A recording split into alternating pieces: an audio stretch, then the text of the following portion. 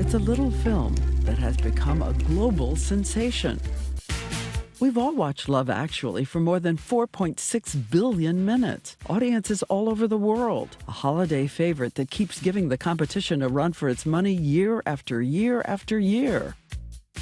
So we decided to travel to London to find the people who made the film, to talk to them about love then and now. Do you get why it's become this thing? I so do. I so get it. Because I think that we forget, time and time again, we forget that love is all that matters. Emma Thompson was already an Oscar-winning star when her old friend Richard Curtis asked her to be part of a new movie he'd written. He's just this golden heart he has. He's truly a good person in our business, and that's something that to be treasured. Hugh Grant plays the Prime Minister who inconveniently falls in love with someone in his office, tries to avoid seeing her, but ends up knocking on random doors to find her. Is Natalie it? The part was written especially for him by that writer-director who's also his friend. A, he is funny. That's just a black and white thing. He's funny. And B, it comes from the heart. It's true. And here is the man who wrote and directed this movie. Curtis is the writer behind 4 Weddings and a Funeral, Bridget Jones' Diary, and that unforgettable moment in Notting Hill. I'm also just a girl, standing in front of a boy, asking him to love her. He says he still wants to write about the ways we're good to each other in a world that has so many movies filled with trauma and violence. We get thousands of films about serial killers, and there's only ever been about 9 of them. And yet, there'll be 1 million people falling in love, feeling it's the most interesting moment of their lives.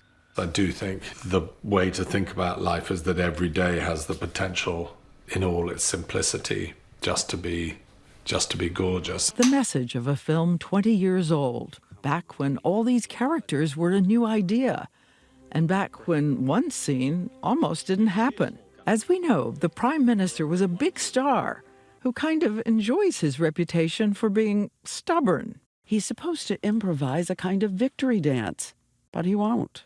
I think I saw it in the script and I thought, well, I'll hate doing that. He kept saying no. No Englishman can dance when they're sober at 8 in the morning. I think he was hoping I'd get ill or something, and we'd say, oh, what a shame, we'll have to lose that dancing sequence. But how did you get him on that day to that point? Oh, he was grumpy. He was grumpy, but he knew it was a contractual obligation, a bit of contractual obligation acting. And so he starts.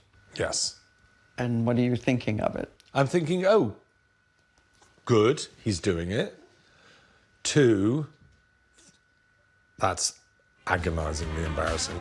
Especially at the beginning when I wiggle my arm.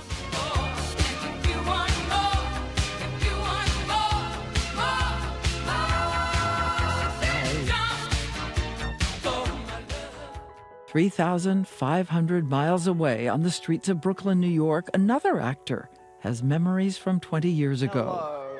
Hi. Laura Linney.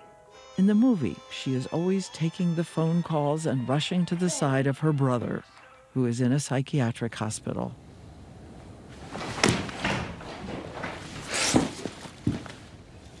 Thank you. There was real legitimate heartache in that movie. You know, love actually is not just positive love. It's also the repercussions of love and the responsibility of love and the heartbreak of love.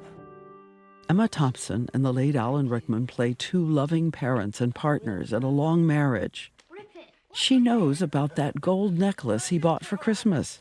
She's so excited to open her little box. It's a CD. The necklace was for someone else. But you said you think that everybody has had a version of that necklace, and everyone has had to take the pieces of their heart and put them in the drawer. So true. Richard Curtis says he put the next scene entirely in the hands of Emma Thompson to do what only she can do. It is one of the few times in my life when I've kind of been in the company of genius.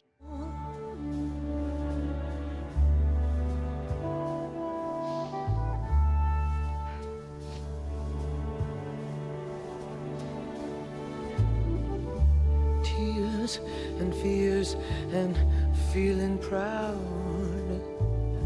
to say I love you right out loud.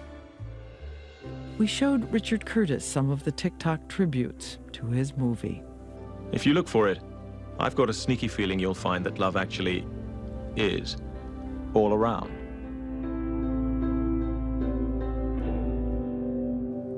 That's really touching to me. You know, this is in a way my argument that there's such extraordinary love going on every minute in so many ways, all the way around the world. It makes me wish my film was better. Love actually is all that matters. I've always thought that. Self-love, love for others, all of the versions of love, but that's all there is. All around. I mean, I still believe that so passionately.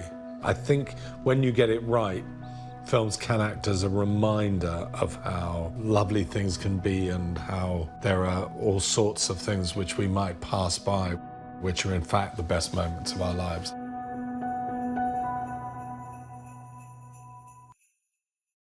You can stream The Laughter and Secrets of Love Actually 20 years later, a Diane Sawyer special on Hulu. Hi, everyone. George Stephanopoulos here. Thanks for checking out the ABC News YouTube channel. If you'd like to get more videos, show highlights, and watch live event coverage, click on the right over here to subscribe to our channel. And don't forget to download the ABC News app for breaking news alerts. Thanks for watching.